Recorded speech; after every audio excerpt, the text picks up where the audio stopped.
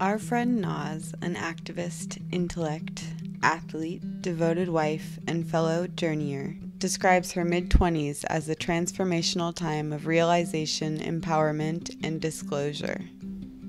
You know, I may still not come out and say I was in a horrific abusive relationship, but I will say I've had my own trauma, you know, or I'm going on this journey and I want you to come with me.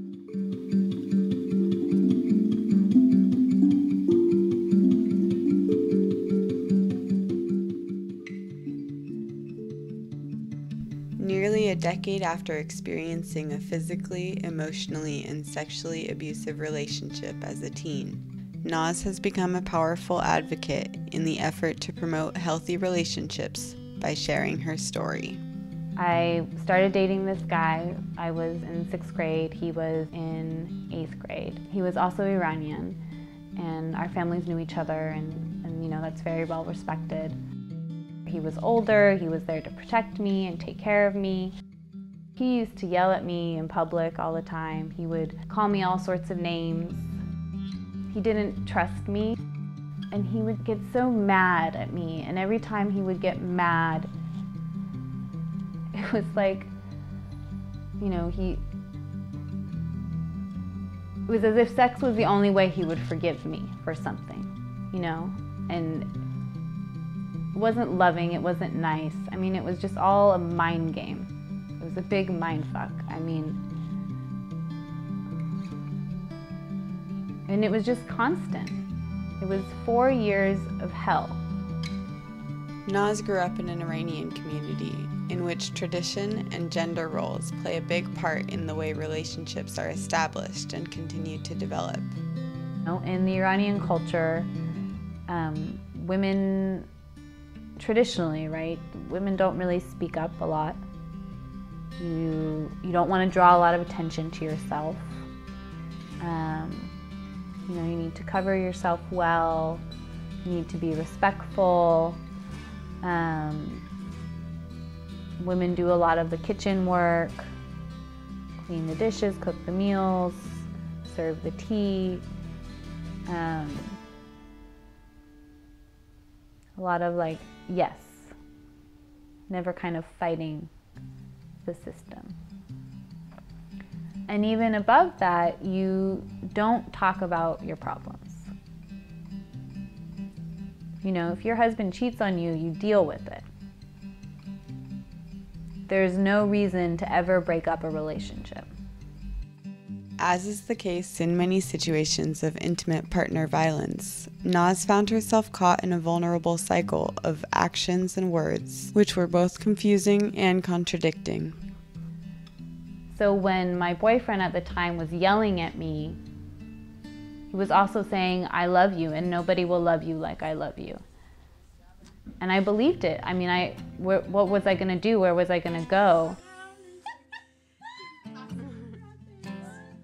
I just snapped at one point, you know, I just couldn't do it. But then again, in the United States, each year about 200,000 women are raped, which is another kind of war. This monologue is based on one woman's story. In 2011, while working through her graduate degree, Nawz joined the cast and crew of her school's production of the Vagina Monologues, written by Eve Ensler. She has been involved with at least one production of the monologues every year since. Sun resting, sweet boyfriend touching, lightly, with a soft piece of blonde straw.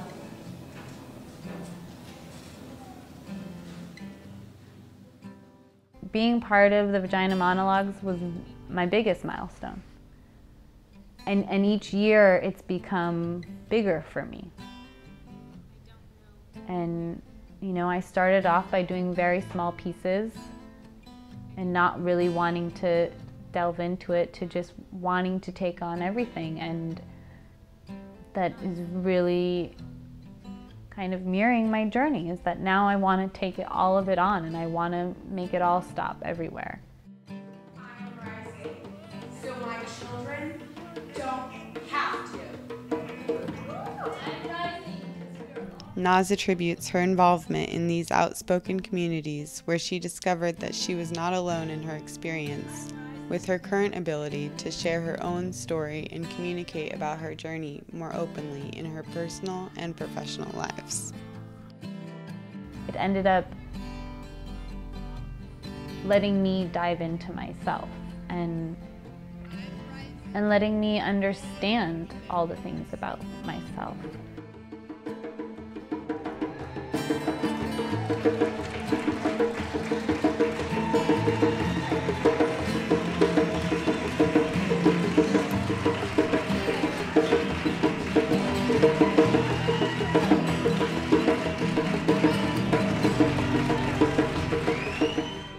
Now I've gone from going inside and really learning to be vocal in kind of an anonymous way. The first year that we did the show and we did the clothesline project, writing my story on that shirt was an anonymous thing.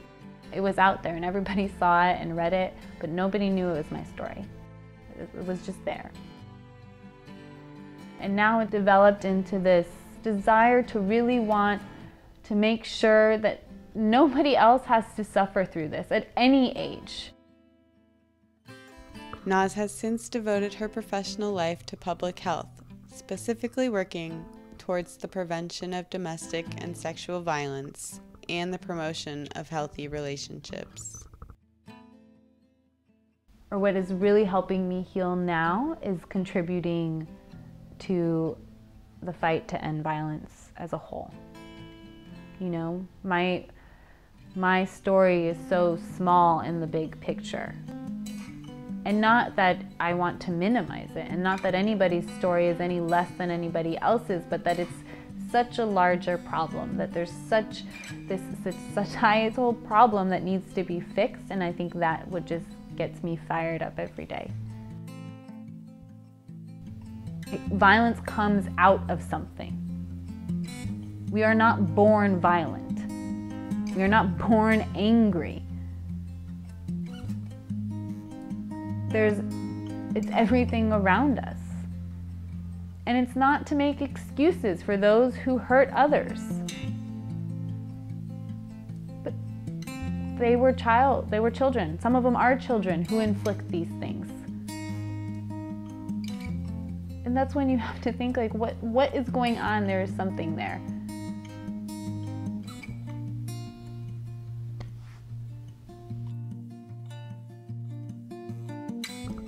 Now in a respectful and loving marriage with a man she's been with for many years, Nawz reflects on how formative this love and support has been in her healing journey.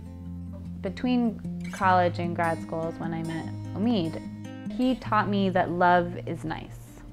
It does not involve harm. And that was really big for me. He taught me not only that love is kind, but that it's open, that there's no judgment, that when you love somebody, you love them for everything they are.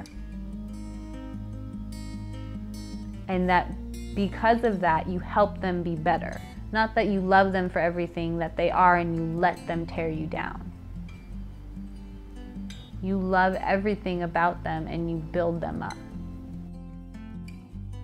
I've learned to say it was wrong. And is not my fault.